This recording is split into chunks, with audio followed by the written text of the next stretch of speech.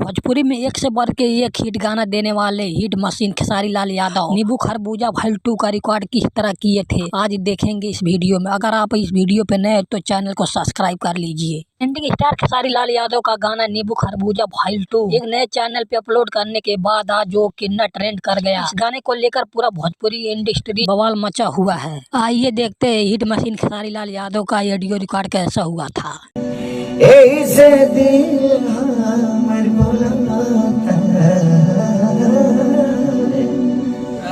हसत चेहरा नुरानी बा चढ़ल सोना के पानी बा हो पानी बा खेसारी कृष्णा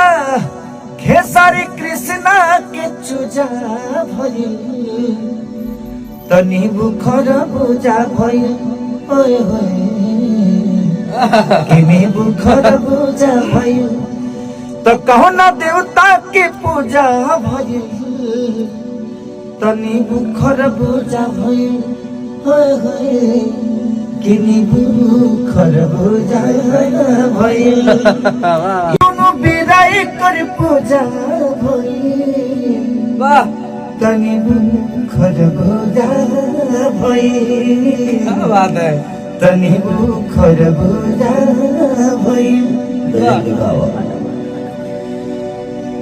कि बाल तोहार करे झप झप झप झप कमर तोहार करे लप लप लप लप बोली में तहरा तराना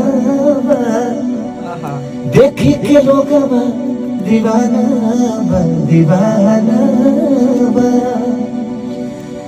इतना ठबा अजूबा भइल तनी बुखर बुझा भइल तनी बुखर बुझा भइल हाय हाय इनी बुखर बुझा भइल।